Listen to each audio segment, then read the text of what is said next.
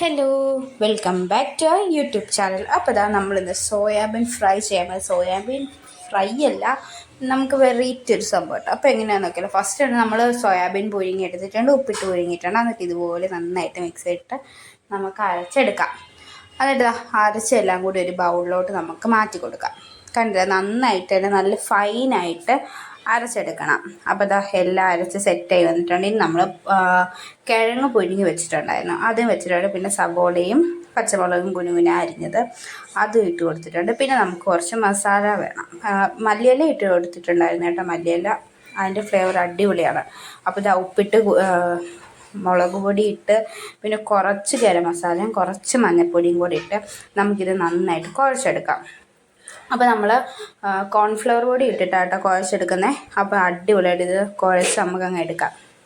കണ്ടില്ലേ, നന്നായിട്ട് നമ്മൾ കുഴച്ചെടുത്തിട്ടുണ്ട്. ഇനി ഇത് നന്നായിട്ട് മിക്സായി വരണം, എല്ലാത്തിലും പിടിക്കണം. അതുപോലെ കണ്ടില്ലേ, ഇതുപോലെ സെറ്റായി വന്നിട്ടുണ്ട്.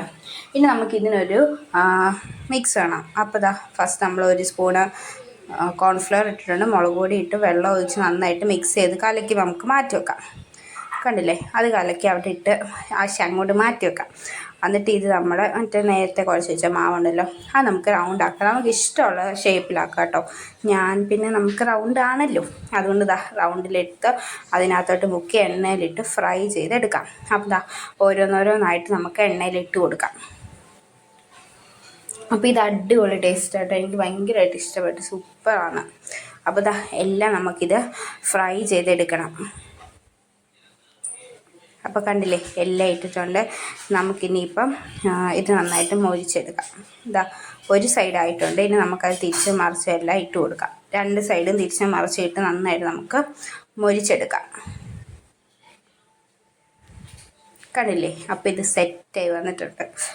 അപ്പുറത്തെ സൈഡ് രണ്ട് സൈഡും എന്തൊക്കെ വന്നിട്ടുണ്ട്, നല്ല മൊരിഞ്ഞ് വന്നിട്ടുണ്ട്. ഇത് ഓവറായിട്ട് മൊരിഞ്ഞ് പോകത്തില്ല കേട്ടോ. പുറത്തൊരു കറുമുറാനായിട്ട്, അകത്ത് നല്ല സോഫ്റ്റായിട്ടോ, അത്രയ്ക്ക് സോഫ്റ്റാണ്. അപ്പോൾ ഇത് നമുക്കെല്ലാം കോരി മാറ്റാം. അപ്പോൾ ഇതെല്ലാം നമ്മൾ കോരി മാറ്റുവാണ്. പിന്നെ നമ്മുടെ യൂട്യൂബ് ചാനൽ ആരെങ്കിലും ആദ്യമായിട്ട് കാണുന്നുണ്ടെങ്കിൽ സബ്സ്ക്രൈബ് ചെയ്യാൻ മറക്കല്ലേ. മാക്സിമം സപ്പോർട്ട് ചെയ്യുക, ഷെയർ ചെയ്യുക. അപ്പോൾ സെറ്റ് ആയി വന്നിട്ടുണ്ട്. അപ്പോൾ ഇന്നത്തേക്ക് ഇത്രയുള്ളൂ. അപ്പോൾ ഓക്കെ, ബൈ.